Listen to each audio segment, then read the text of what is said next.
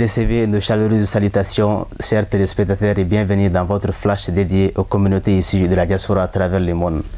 À la une de ce flash, accueil de 147 Maliens en provenance du Niger.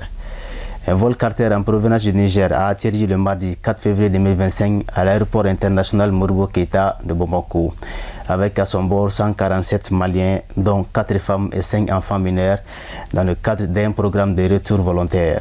Ils ont été accueillis par Ban Mamadou Lamine, chargé des affaires sociales et des questions migratoires au secrétariat exécutif du Haut Conseil des Maliens de l'extérieur.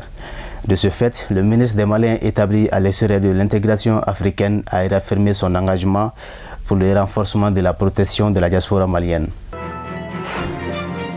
Maintenant, le cap sur la diaspora. Une nouvelle tragédie au large des côtes mauritaniennes. Le retour à Nouadhibou d'une embarcation sauvée par les gardes-côtes mauritaniens. L'embarcation perdue en mer ayant quitté Nouadhibou le 26 janvier 2025 est revenue le dimanche 2 février avec 37 survivants et 9 corps. Parmi ces derniers, nous comptons 7 Maliens, un Sénégalais et un non identifié.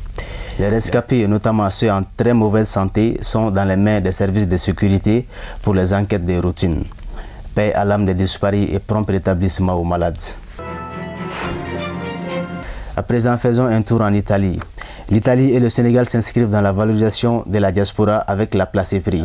Le ministre de la Microfinance, de l'économie sociale et solidaire a mené une mission du 16 au 20 janvier en Italie. Cette mission avait pour but de promouvoir la plateforme d'appui au secteur privé et à la valorisation de la diaspora sénégalaise, Place et Prix. Une initiative qui vise à faciliter le retour et l'intégration économique des Sénégalais résidant à l'étranger grâce à des mécanismes de financement adaptés. En effet, pour renforcer l'accompagnement des porteurs de projets, le gouvernement sénégalais ambitionne de stimuler l'entrepreneuriat et de favoriser la création d'emplois.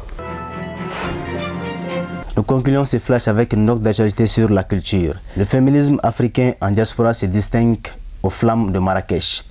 Lors du festival du livre africain de Marrakech, Flammes, des personnalités influentes ont exploré les défis et les enjeux du féminisme africain en diaspora. À travers des échanges entre chercheurs, écrivains et militants, cette rencontre a mis un point d'honneur sur les spécificités du mouvement féministe africain face au féminisme blanc, ainsi que les luttes pour l'égalité et la représentation des femmes d'ascendance africaine.